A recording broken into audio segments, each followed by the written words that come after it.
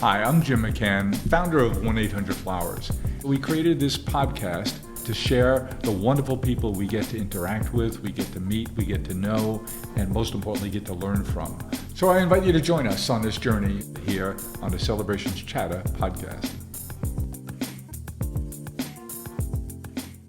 Well, we're here for another edition of Celebrations Chatter, and it's a privilege for me today to introduce you to a guy I've only gotten to know in the last 6 months, or no, maybe more now, because he's a terrific guy. And my favorite thing is to come across people who are good people, doing well by doing good. And John Rivers is the epitome of that. So I'd like you to get to know him, and I'd like you to hear his story and hear how he's impacting so many lives in so many different ways. John, welcome to Celebrations Chatter. Well, thank you, Jim. Thank you for having me. Now, we're here in Orlando, Florida, and you're one of those rare birds that's a native Floridian. Well, I grew up in Jacksonville, Uh-huh. but actually I was born in D.C. Oh, okay. I will say that. My dad was in the Navy Mm-hmm. and transferred up there for a few years. And I was born there and then moved back. I think I was about 3.5 years old. So I can't claim to be a true native. No, 3.5 years outside the state. You're just a visitor. I'm a northerner. So you grew up primarily here in Jacksonville, which is part of southern Georgia, I understand. Yeah, it is. Yes, it's blurry lines.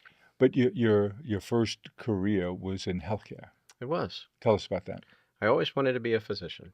I love the whole thought of being able to take care of people, and couldn't quite afford to go to medical school coming out of college. So I did. Where'd you go to college? Went to Florida State University. Took me a little over 6 years. I had to drop out of college at one point.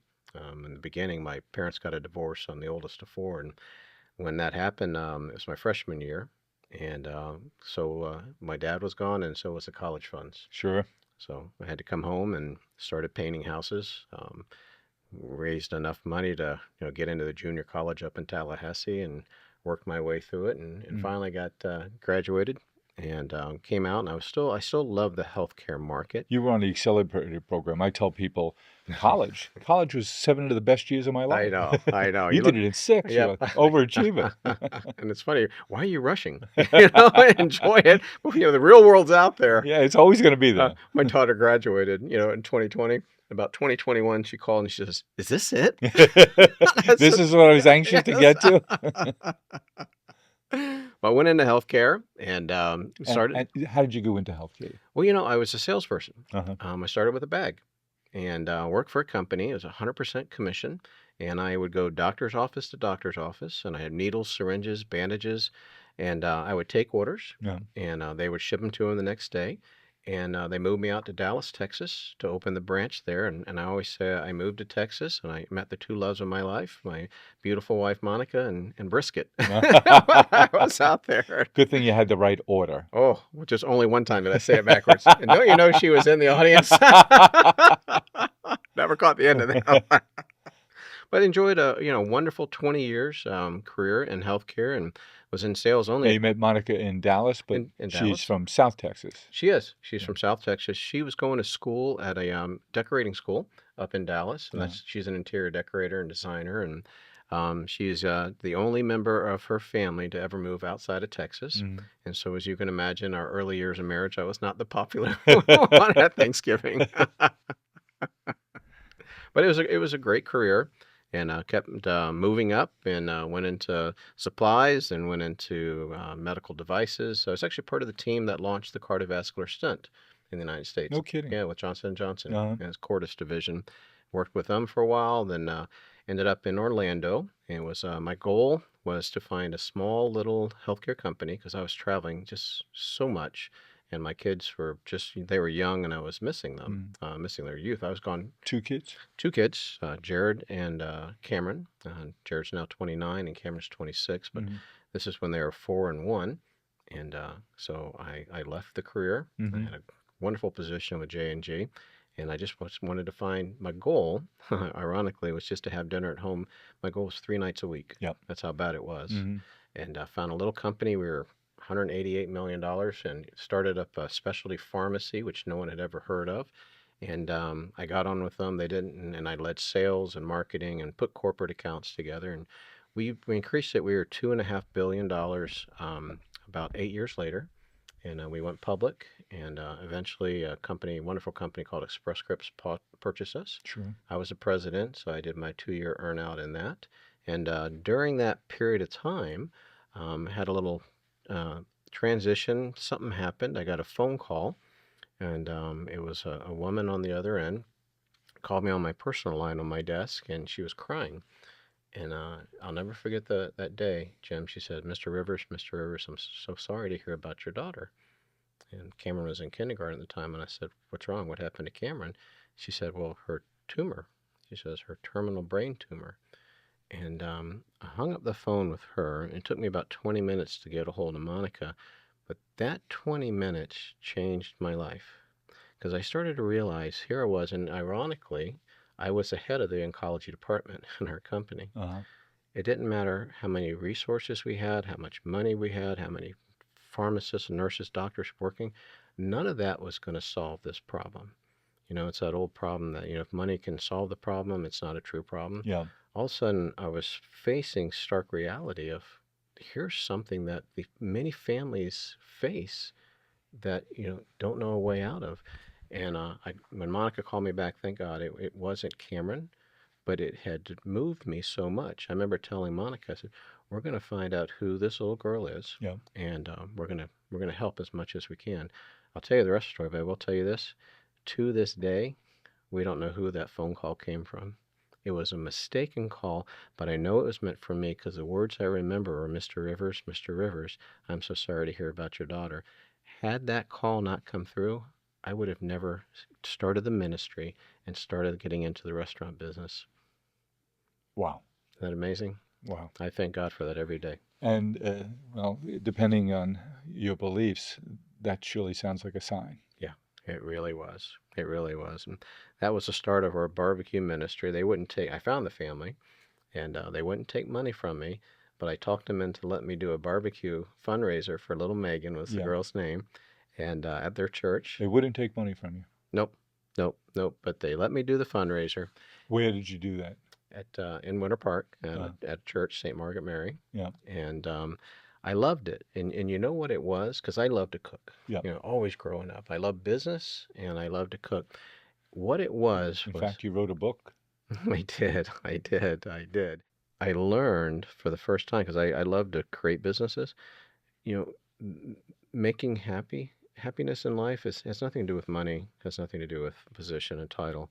It's when you do something that you're passionate about, that gift that God has given you that makes you really excited in life, and you're doing it, and it becomes your occupation, okay? You start to look at your occupation very different, but then when that occupation actually helps other people, when you do what you're meant to be doing, it becomes your job, and you're doing it for a bigger purpose than a paycheck. Yep. All of a sudden, that's life. And well, no, that's good life. That's a good life. Because that doesn't happen for very many people. No. I like to say it's a choice, but I know that's not the case for everybody. Yeah. That's out there. I liked it so much, we started our barbecue ministry out of our garage. I love that term, barbecue ministry. Which we did it for 4 years, and we got bigger and bigger events every year. Yep. And Monica said, you're just doing this so you can get bigger smokers. Every year. That last year, we served 40,000 people. Now, did you have that interest in barbecue when you lived in Florida, or to develop in Texas? A little both. Yep. A little both. It was special to me because my grandpa and I used to go, and he loved barbecue. And every Wednesday night, he and I would go to dinner all the way until he's 92 years old. At a little place up in Jacksonville, and we'd enjoy our barbecue together. So, and barbecues, it's very communal, and it's very family oriented. So Yes. I think those elements of it attracted me. And then the whole thought of smoking, and I'd never done that in Florida. I learned that technique when I was in Texas, and actually it was backwards. Monica brings me to the first Thanksgiving, and I'm meeting all of her cousins. Are all males. Yep. Okay, they're all big hunters and Texans and smokers and everything. She introduces me that, John really loves barbecue, and he loves to cook, which I prided myself in that. I made a mistake. We sit down at the Thanksgiving dinner, and of course, and you got your beautiful smoked turkey, and very traditional Texan. You got this black piece of meat, beef, sitting there, And I made the mistake. I said, "What is that?" And obviously it was brisket. And How long was the pause? they lambasted me. And, 22, 23 years old, lots of testosterone, a little bit of beer, comes out and said, "Well, I'll tell you what, I'm going to learn how to make brisket better than any Texan out there." I didn't even own a smoker at the time. I had no clue what I was doing. It took me 18 years, literally, Yeah. to learn how to make it, traveling all over the country. But the day that I did, Yeah. I booked a flight to Houston the next weekend. All right, come around. I made it for them. I put it in a big Sam's bag. I got on the airplane with hot brisket. Yeah. I flew there just so they could eat it and test it, and then I flew home. So here you are. You have the barbecue ministry out of your garage, and you do it how often? Oh, goodness. It was more sporadic in the beginning, but 2 years of the 4 years that we ran the ministry, Yep. I retired from work.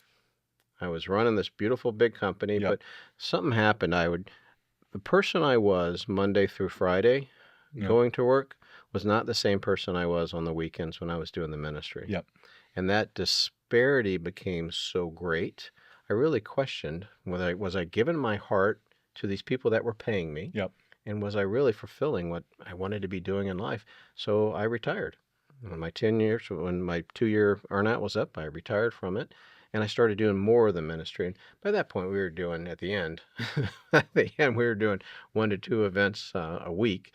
And I always say that, we had to open a restaurant. And my wife would say, "No, you need to get it out of the house." You already have it.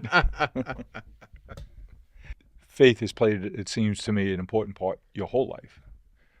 Was it a strong sense of faith when you were a young person, or did that evolve? It definitely evolved. It evolved with the challenges that I faced. Yep. When my father stepped out and I had to drop out of college, it was a great test that built perseverance and faith and strength. And I always say that the things that happen to us in life, they're not to hurt us, they're to strengthen us. And no matter what it is, it's preparing you better for the next time, the next challenge that you face from it. So, you learn to do that, and I had some other setbacks like that throughout the career and throughout my life, and each one of those just builds up that perseverance and that belief that there's a lot of things that I've gotten through that I'm absolutely convinced I couldn't have done it on my own. So we're moving the restaurant out of your home. Tell us about the genesis, the name, the first location. How did things go? Oh, goodness Smooth as gracious. could be, right? Oh, yes, yes. You kind of lose perspective. I'd launched drugs pretty much all over the world, and I'd built pharmacies in almost every state at Yeah. this point. So I'm thinking, there's a little teeny 1,300 square foot Just Breaks gas station down the road. And I said, that's a nice little location. Let's invest in it to clean up the road Yep. going into the city that I live in, Winter Park. And I just thought it was going to be, and I had, I still have the quote. It was supposed to be $188,000 to convert into a restaurant. It was supposed to take like 3.5, 4 months. And 2000 came in under budget and ahead of schedule. 6.5 months into it, over $500,000 of our family capital, and my contractor had walked off the job. And this was 2009. When the economy was upside down. We were so far upside down, and less than 2 years, okay, running this wonderful company, and having a great career, to all of a sudden flash forward, that $500,000 was just our petty cash that we kept. Everything else was in mutuals, which were down 60%. Our home, which we just moved into, was upside down.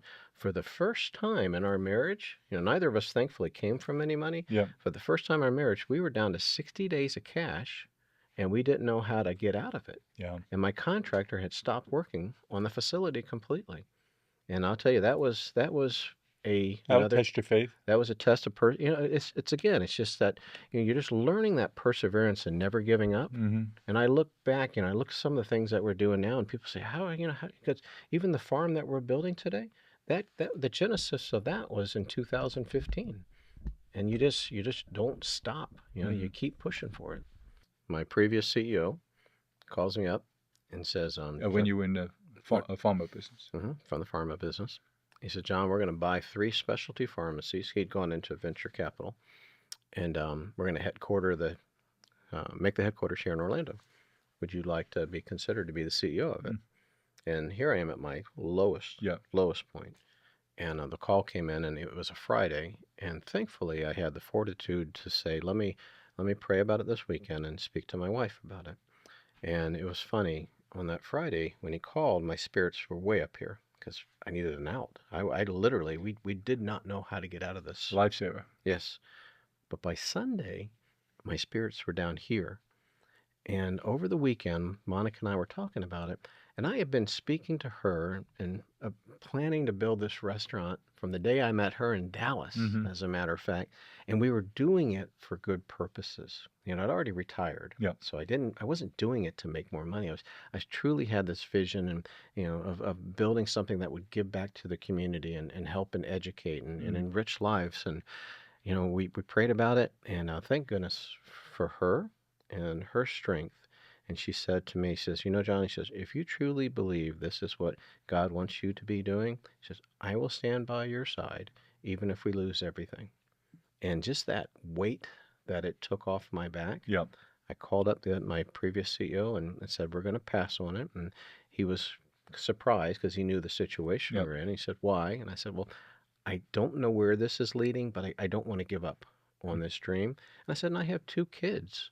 And I'd rather that they see their father have enough faith to pursue his dream and fail at it versus not even have that courage to go forward.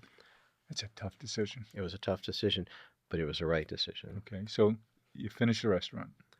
We finished we had people step in. That's what the miracle part was. That very next week, we had a contractor who owned a big business here in town, only had 2 clients, Disney and SeaWorld. I've heard of them. Out of the blue, come in and take the project. Got us to CO. He got us opening. You ready for this? 59 of the 60 days before we ran out of cash, and he never took a penny for it.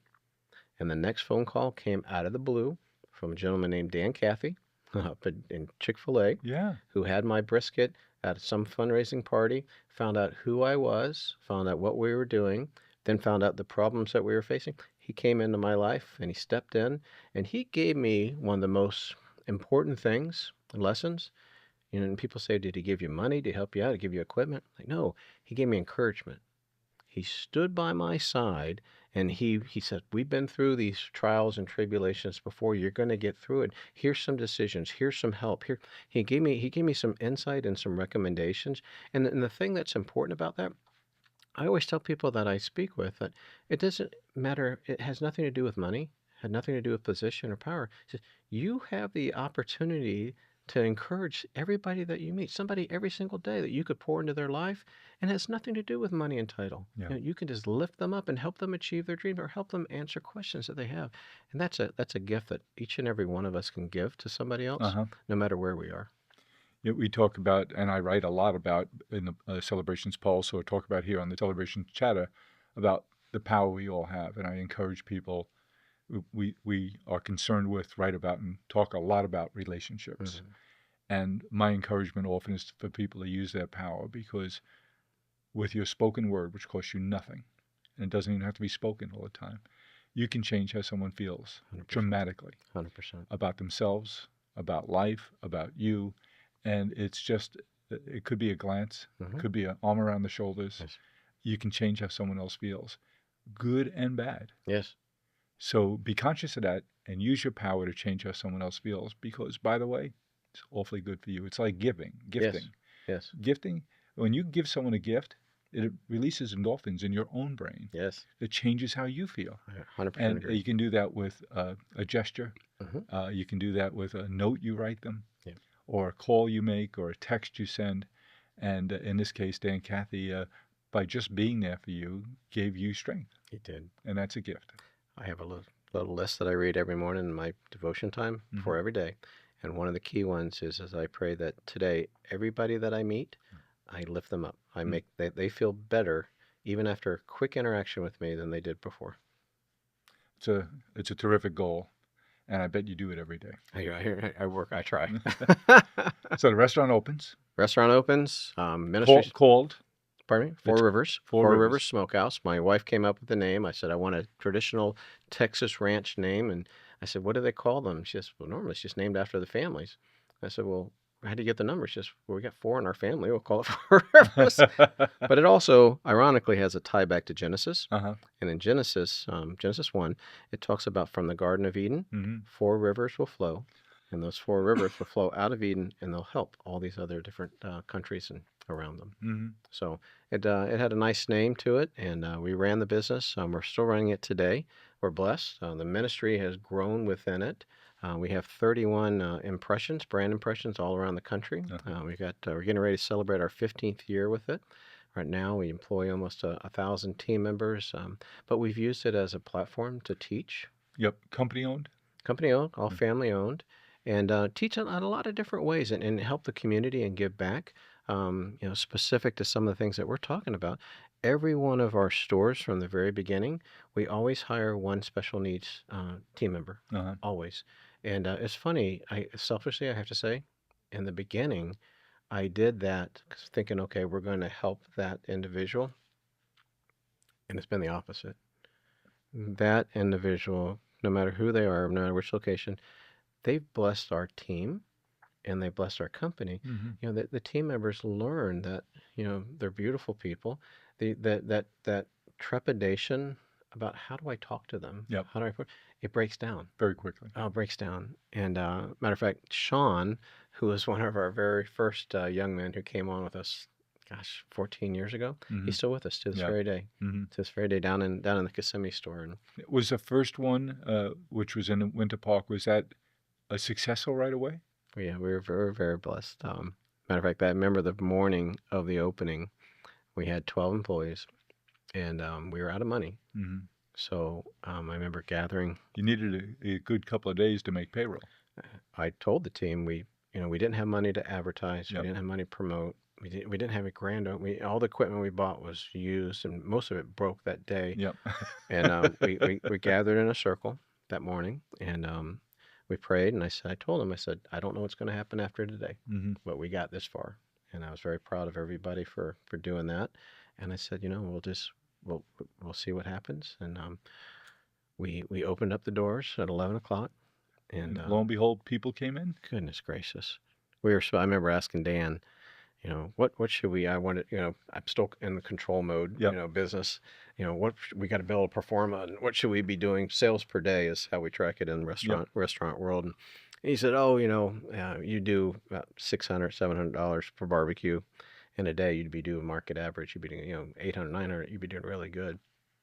We ended that first year at $3,500 per day. First year. And a little 13. No marketing. No marketing. Never. We didn't do any marketing for about 5-6 years until we started going outside of our markets, Yep. and we had to tell our story, which I did begrudgingly, because I love the fact that the whole marketing effort was, if you think about it, I'm going to spend $1,000 in an advertisement. Yep. Okay, in a print, and somebody will see it.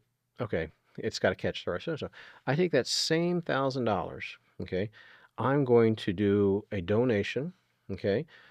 To a school or to a church that is having a harvest festival. Uh-huh. I'm going to set up a tent, okay, and I'm going to hand out food. I'm going to sell food, and the money that we make is I'm going to give back to the school. Now, think about that. Same $1,000, they got to see my 2 greatest assets, my team members, Yep. okay, and my food, Yep. okay, and I aligned with their affinities. They were there to support the school. I'm there to support the school. So we built a marketing program around community outreach and community connection. Mm-hmm. And that community build has pulled through all the way to even to the farm that we're building today. Mm-hmm. It's those relationships. People buy from people. And I think that's very smart and clever thinking about how you spend your money. Yep. And we still do that today. That's still a huge part of our marketing budget, to go out to the community, Yep. meet them, shake their hand. Make it real, make it personal. real. Yes, people buy from people, and people work for people too. Yeah. For that matter, you can always get a paycheck anywhere, but they work for you because they respect you and they want to emulate you, and because you honor them and you trust them. And what's that old saying, that once they trust your hands, once they trust your heart, they'll give you their hands. Yeah. We put our heart into everything we do. We are farmers, bakers, florists, and makers who grow and create with a passion. Made with love at every step of the way. Because at the end of the day, we know you're sending more than a gift. 1-800-Flowers, share with love. Beyond the restaurants, what else are you doing with Four Rivers? And a little ag in your basket of things you're involved in. Well, in Four Rivers, we did diversify the portfolio, and that was intentional about 7 years ago. So we created a restaurant. We have the restaurant division, we have a retail division, and we have a wholesale division. So our retail division today sells into Publix, Costco, Walmart, and we have different SKUs, different products represented in each one of those. We put an e-commerce division within that as well. Then our manufacturing division, we sell to Royal Caribbean is one of our largest customers today. And what kind of product are you selling to them? They'll buy all of our meats and our sauce too. So brisket, ribs, sausage, and they'll serve it in their on the cruise ships. And we've got a couple of other cruise ships, and we've got a lot of stadiums and systems around the country that are buying. So it's been a nice way to kind of spread the risk, quite honestly, because some years restaurant business is down. And I'm fortunate to have the other divisions. And when COVID hit, I lost all of my wholesale and all of my manufacturing, but the retail just spiked. So it's worked out well. But the biggest project that we're working on has always been that ministry effort. And back in 2015, Monica and I and the family went to a mission trip in Africa. And honest to goodness truth, we came back, and I got the visa bill for it. And it was considerable between all the flights and all the clothes we bought and everything else. And I said, this was $20,000 that wasn't spent on mission work. We said, okay, can we go deep in our backyard and truly make an impact? And so we went looking for different ways of who should we get involved with and support. And education's always been a big component of ours. And then helping the underserved has been a real huge piece of it. So we went to the public school system, and we looked around. And what hit me was when I went into the cafeteria, and I saw what the kids were eating. And two things. I said, well, what's that on their plate?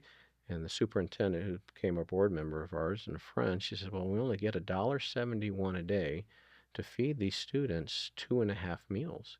So what's not on the plate is healthy green food. And if it was intended, it wasn't green. And then she looks at me and she says, John, and I was like, wow, that's not great. She says, John, she says, for 20% of our kids, okay, and this is not indicative only to Orlando, by the way, 1 in 5 of our students live in food insecurity. And I said, Barbara, what does that mean? She says, those 1 in 5 kids, this is typically the only food that they will eat all day long. And I said, what about dinner? She said, they don't have food when they go home. I started thinking about, what about the weekends? She says, they don't have food. And sure enough, as we've got to know these students, we do documentaries on them. I remember interviewing this one young man. What'd you have for dinner last night? His name was James. He's real shy. He says, I had ice. And Mom was on next filming. I said, Mom, you guys, James had ice for dinner last night. And she's crying. I said, why is that? She says, I wanted him to feel like he was chewing something. And I told Monica, I said, this is where we're digging in. Because I had a period of food insecurity my college years. So I think the gift from that was empathy. Understanding what people go through. First job is dishwashing. It's empathy. It's understanding what other people are going through. And at first, we were handing out food. And I was serving on the board of the local food bank, and the CEO retired. And I remember asking him after 12 years, I said, well, what's the biggest lesson that you learned? And this changed our direction. He said, he got real solemn. He says, John, I learned you can't food bank your way out of hunger. And I said, what does that mean? He said, we are handing out more food today than we ever have in our history, yet missed meals and insecurities at an all-time high. And that pivoted us and changed us from just handing out food and maybe realized we've got to do something different. And what's the different? We said, it's not, Access is one piece of the solution, but Mm-hmm. to me, it's a trifle. You got to have access to it, okay? But you also have to have education. I can give kids and families broccoli. Yep. Okay? They don't know what it is. They don't know how Mm-hmm. to cook it. They're going to throw it away, which they do. Mm. I can teach them how to cook it, okay? But the third piece that we learned as the years went on Yep. was we've got to inspire them. It's access, education, and inspiration. You get them excited about why is it important to eat this food? Mm-hmm. How does it grow? Where does it come from? Why do I need this in my body? And then we started really backing up and you start looking into the food system, which is a broken food system Yep. around the world, not just in America today. We started learning these stats that really were eye-opening. The produce that we eat here in the United States, on average, travels 1,782 miles to get to our plate every single day. Okay, Mm. that's coming from all over the world. In America, we import over 52% of our fruits and our vegetables from outside of the country. And then you ask the question, okay, why am I doing that? Do I not have enough farms and farmers in the United States? We lose, on average, in the U.S., 238 farms per week. Per week right now. It's crazy. It's absolutely crazy. We are below 2 million farms for the first time post-Civil War, and that's down from 7 million farms, okay? Civil War you can understand, but that's not acceptable for Mm. today. Yeah. We're losing that many, and we're importing all of this food, and every time that we do that, okay, we hurt a local farming system, okay? We take away jobs from the local And the community town that they support. and the towns that they support, and you lose nutrition Yes. every time that you do that. We went from feeding to education, aspiring, and then you start digging deeper. Why are we importing? What's happening? Okay, you take a look at our soil health, and that's where it all starts. Okay, Yep. if I take one handful, Jim, of healthy soil, there are more microorganisms living in it, just that one handful, than all of human population from the beginning of time.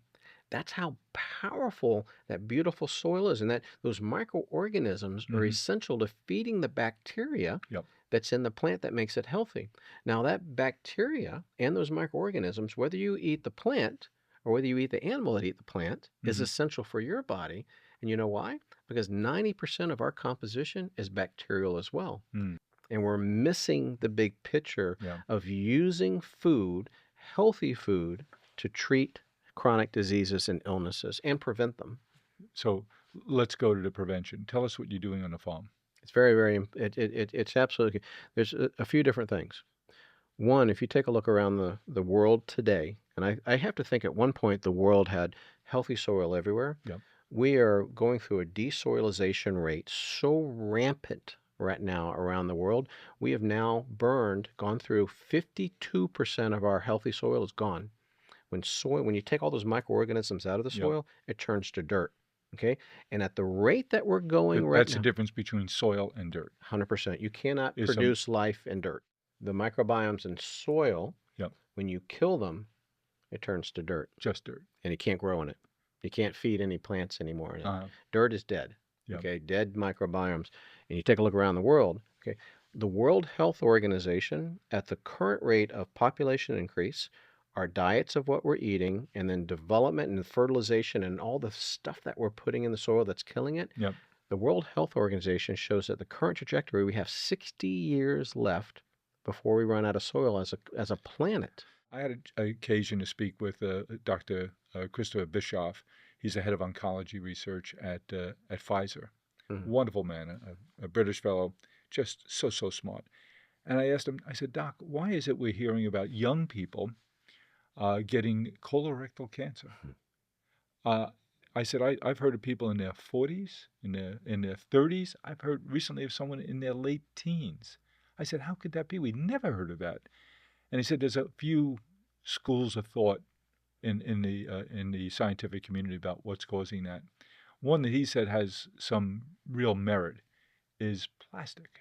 Mhm. The plastic in our environments, Yeah. in our water, in our food supply, in the air we breathe, and now in our bodies. And our bodies don't know how to process it. Yes. He thinks that's a contributing factor for Sure. sure. Because I said to him, we talk about emissions from automobiles. We have hundreds of millions of automobiles on the planet. trucks and cars. But we change our tires every couple of years because they wear out. Mm-hmm. Where does the wear go? When that rubber rubs off those tires, where is that going? Yeah. Yeah. You know, there's an interesting trivia that's going to answer this for you. 200 million years ago on the planet. I was very young at the time. 200 million years ago. I was just a kid. There was this much water on the planet. How does that compare to the amount of water that's on the planet today? I don't know. It's the exact same. Uh-huh. Meaning it doesn't go away. Yep. It just changes forms. Yep. And we as consumers of earth, wind, fire, everything, it's seeping into our bodies one way or another.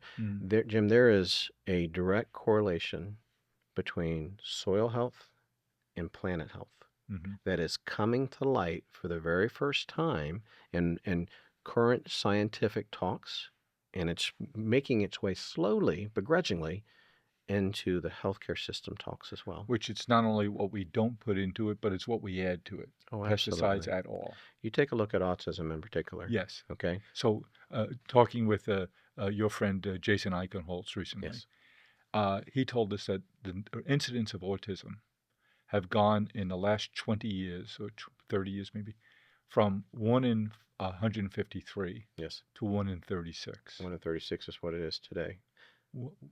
Causal? Causal, exactly. That's the great question. You take a look at the spike. Now, there is greater monitoring. Okay, there's better diagnosis. There's credibility to that, but that does not justify that increase. You look at and I have a graph that shows it. Yep. Okay, the introduction of what's called industrial agriculture, okay, into the United States and then ultimately into most parts of the world, happened that age was around the 70s, okay, the late 70s, when all of a sudden, when glycogen in particular and other chemicals were put into the soil and now have been put into seeds and now have been put into processed foods. And have been put into us. And been put into us.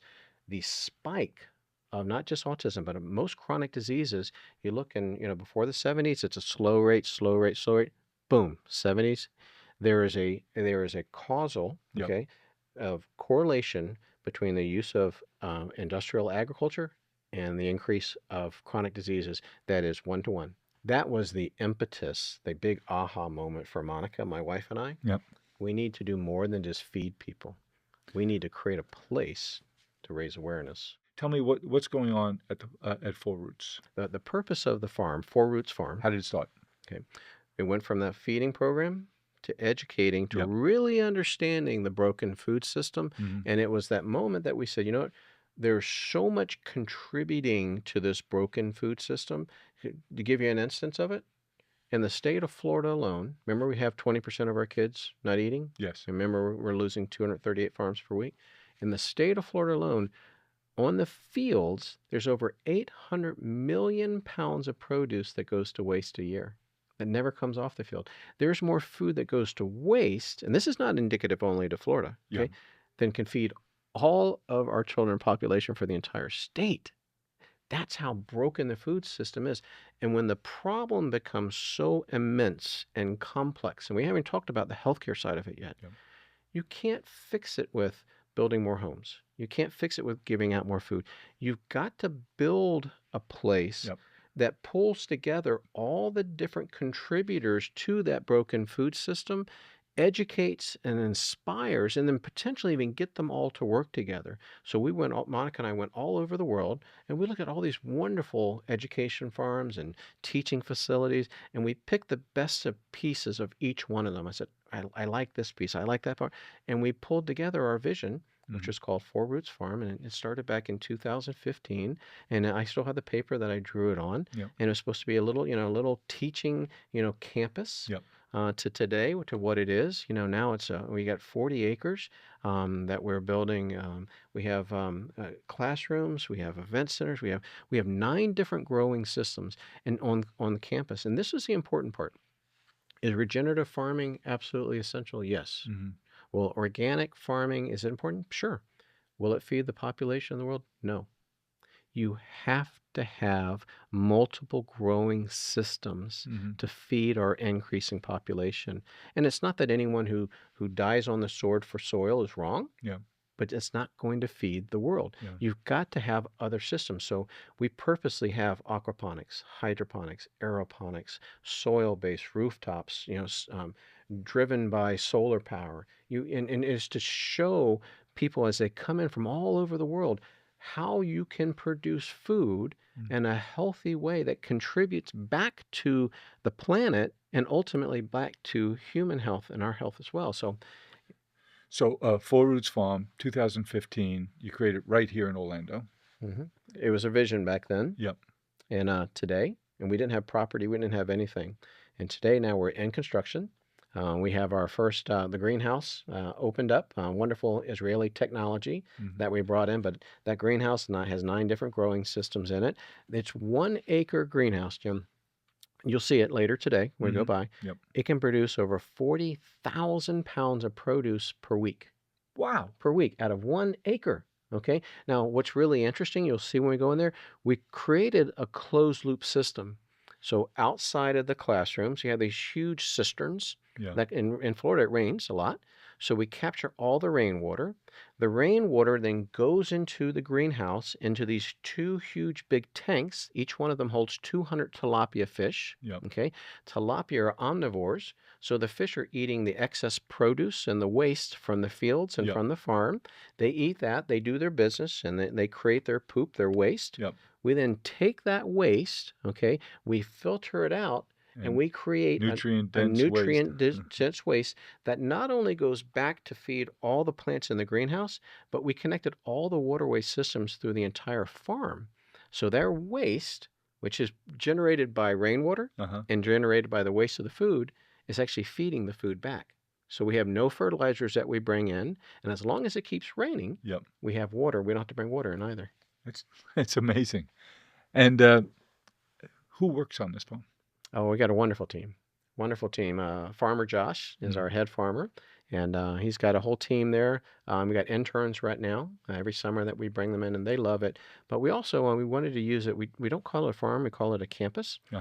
So we opened it up to the junior college, to Valencia Community College, and they're moving their entire ag program onto our campus this fall for the very first time. Yeah. So we'll have between 200 and 400 students per semester learning on the top technology in the world and actually working the farm from the indoor controlled environment to this wonderful, beautiful permaculture forest to all the fields that are growing. And I know that you have a project you've been working on with the University of Central Florida Health System. So there's 2 programs that are going on, okay?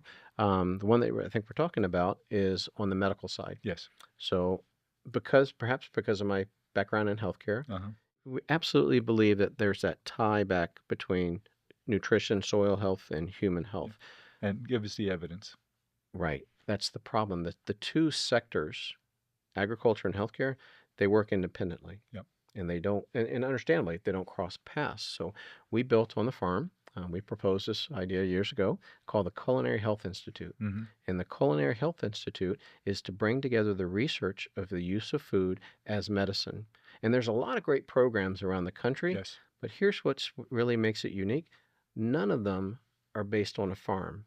And what's the big deal about that? That means we start in the soil. We start with the seed. Yep. So in actual instance, I can take 1 seed, okay?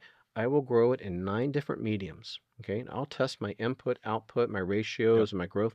But then I'll take that produce, let's say that tomato that comes out of it, and I'll run through our lab, okay? And I'll run the phytonutrient analysis on that, and I'll determine which one of those growing methods, produces the highest amount of nutrients, okay? Now I'm going to take that, all right? Now you've heard of medical tailored meals and all these diets that are being put together. Let's take prostate cancer. Okay, prostate cancer in particular, tomatoes are prevalent in it since we're using that. Okay, tomatoes are prevalent where? In the treatment. Of prostate cancer. Okay, so we asked the question, what is it in the tomato? Why is it having an effect positive on prostate cancer? And it's a lycopene.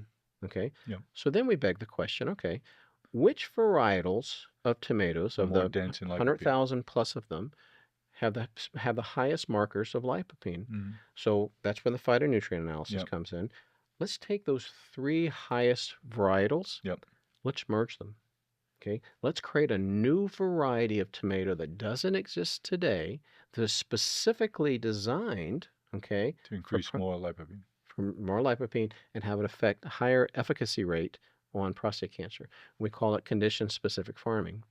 And so that's what we have a chief medical director. We've got pharmacists, we got lab, we got research people that are doing this today. Mm-hmm.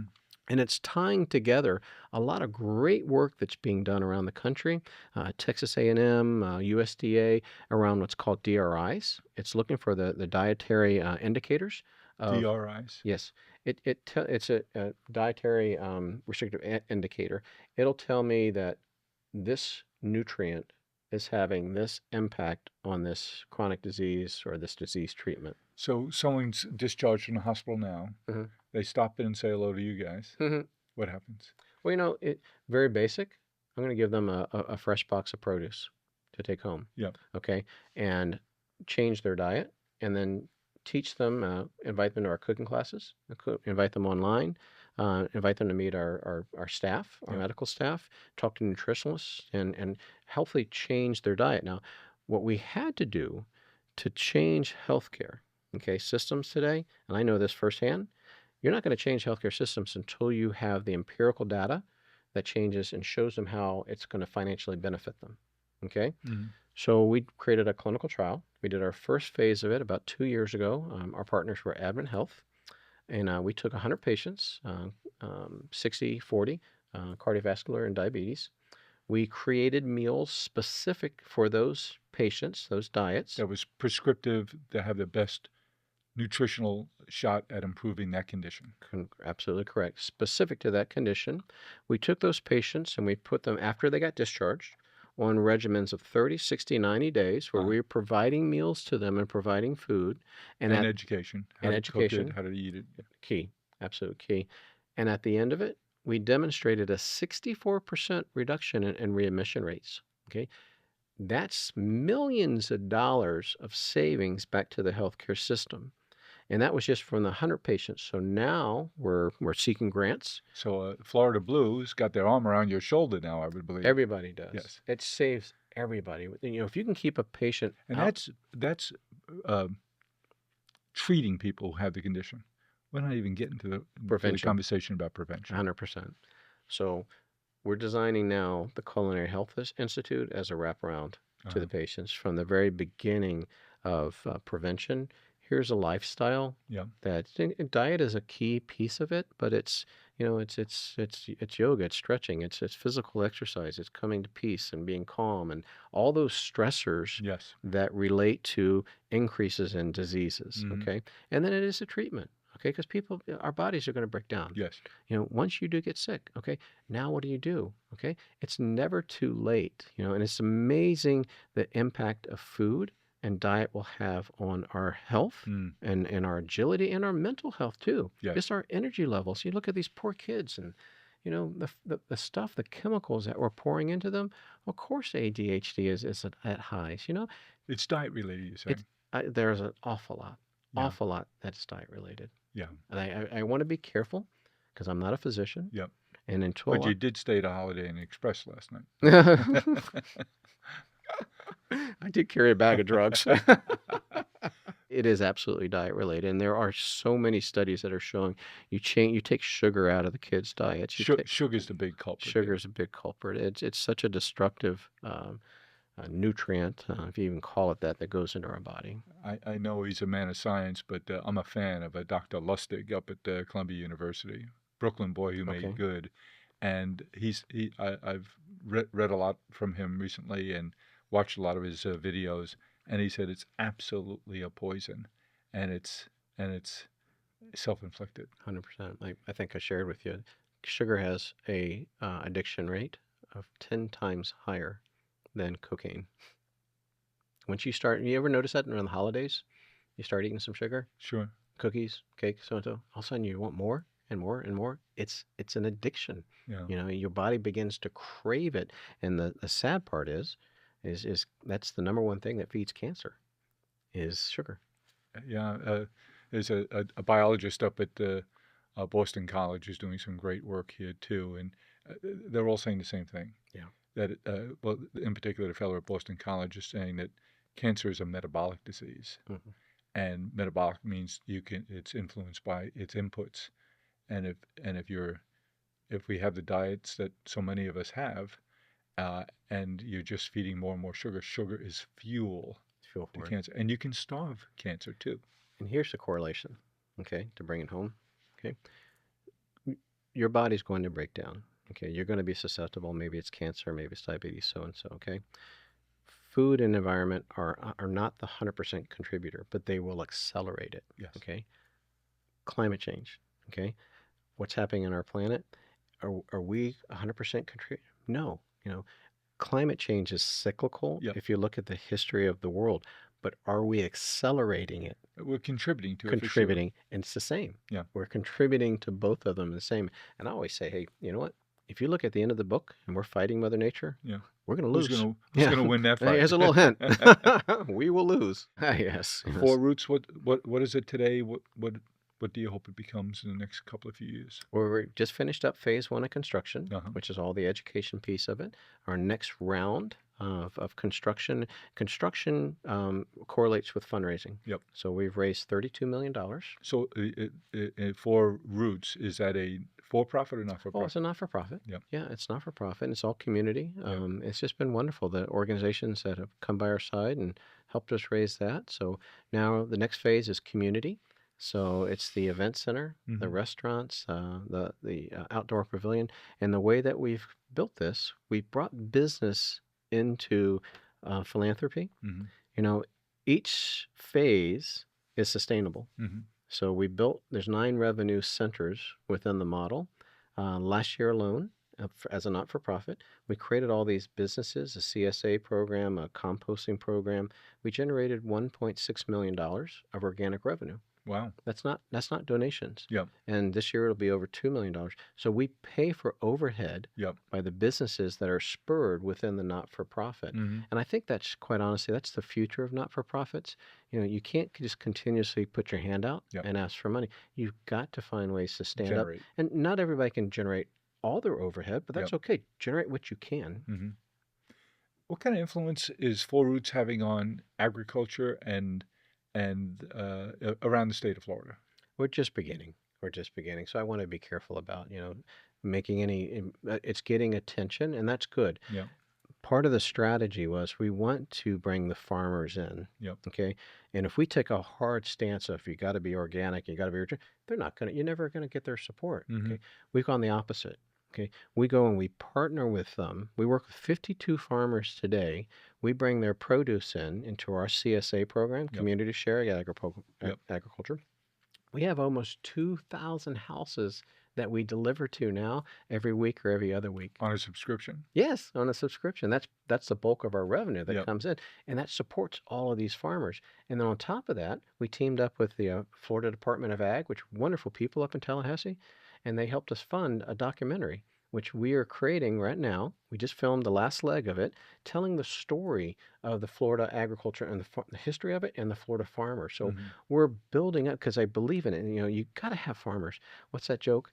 Okay, you might need an attorney one day in your life. You might need an OBGYN one day in your life. You might need a priest one day in your life. But you need a farmer every day, 3 times a day. You got to treat them with that respect. So You mean food doesn't come in a bag? don't get me started. The sad part is, Some people don't know that. how many kids and adults that we learn that don't know that tomatoes come from the ground. I had occasion to meet a couple of times and have lunch with Kimball Musk, Elon's brother, Yes. who does educational programs. And he told me that. He told me, Yeah. we'll go into a school system and the kids have no idea that food grows. Yeah, yeah. If you don't open Yeah. a bag, they don't know what to do with it. You know what's so funny? You say that? We had to pick one guiding light, Uh-huh. okay? One light post for us to go through. Is this, we're going to teach those kids where food comes from. You teach from there, everything else will trickle down. And it's just amazing when we bring these beautiful kids, they bring them to the farm, Yeah. and they don't want to be there. They're on their phone. But the moment they go to the field and they pull a carrot out of the ground, you see their eyes. Yeah. Then you clean it and you let them eat it. And they make that association. Now, not everybody's going to be a farmer, but if I can help them understand where food comes from, why it's important for their body, and why to protect the soil. Dr. Lustig will challenge you and say, okay, Oreo cookie, is it food? No. By definition, Okay. it's not. Well, Oreo cookies, I always point out to my wife, who's a vegan, I said, Oreo cookies are vegan, so it doesn't mean it's healthy. Yeah. I got to meet Monica last night when we had dinner, and now I see where the intelligence in the family comes from. Kidding. Thank God. Well, to have a family, successful business, successful not-for-profit, successful marriage, how lucky are you? We're very blessed. Every day. Every day. The first thing I say when I wake up in the morning, 2 things. Thank you before I get out of bed. Yep. And this is going to be a great day. Mm-hmm. Well, it's a great day for me, and it's a great day for us to get to know you and hear your story and hear all the different things that go on. This is something we can revisit on a regular basis because you're churning the soil every day and learning new things, and it's exciting to watch. I was so lucky to get to meet you back in March, and I said, I have to come learn more about what you're doing and see what's going on the farm. And so thanks for having us here, and I can't wait to see the campus this afternoon. Thank you, Jim. Thanks for having me. Such a pleasure. Thanks, buddy. Go to 1-800-Flowers.com. Find the perfect gift. And wow the people you love. Wow. This is amazing. Whether you want to say happy birthday. So cute. Or I love you. I love you too. Thinking of you. Wow. Go to 1-800-Flowers.com. Celebrate the people you love. Well, I hope you enjoyed what you heard, and I know I'll be sharing it forward. I hope you get to as well. Let's keep the conversation going. Follow me along on Twitter at Jim1800Flowers and on LinkedIn at Jim McCann. Hope to talk to you soon.